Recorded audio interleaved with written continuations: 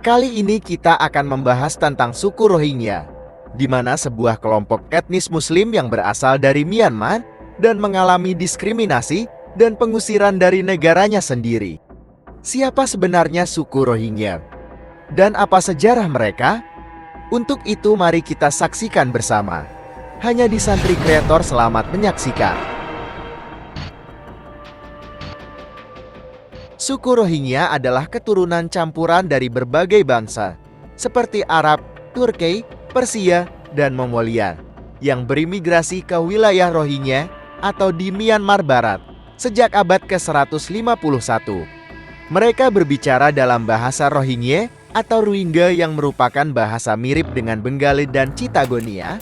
Mereka mayoritas beragama Islam dan memiliki budaya yang berbeda dengan penduduk Myanmar yang lainnya, yang mayoritas penduduknya beragama Buddha.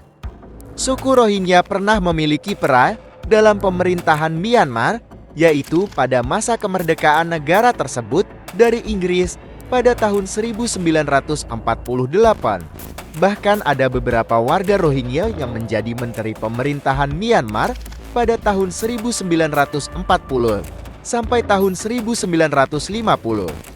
Namun, sejak tahun 1962, ketika Myanmar berada di bawah rezim militer, suku Rohingya mulai mengalami diskriminasi dan penindasan. Mereka tidak diakui sebagai salah satu dari 135 suku resmi di Myanmar dan juga dianggap sebagai pendatang ilegal dari Bangladesh.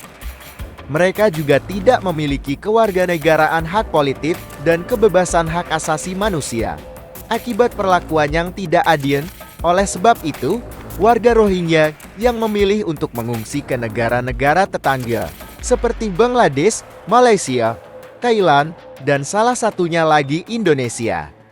Salah satu gelombang terbesar terjadi pada tahun 2017 ketika militer Myanmar melakukan operasi bersih-bersih terhadap suku Rohingya di Rakhine yang menewaskan ribuan orang dan membakar ratusan desa.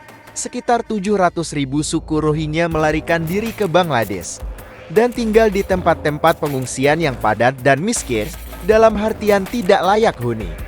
Salah satu negara yang menjadi tujuan pengungsian suku Rohingya adalah Indonesia, khususnya Aceh. Aceh memiliki ikatan sejarah dan agama dengan suku Rohingya yang pernah menjadi kesultanan di Aceh, yaitu pada abad ke-165. Selain itu, Aceh juga memiliki pengalaman menghadapi konflik bersenjata dengan pemerintah pusat selama beberapa dekade, sehingga dapat merasakan penderitaan.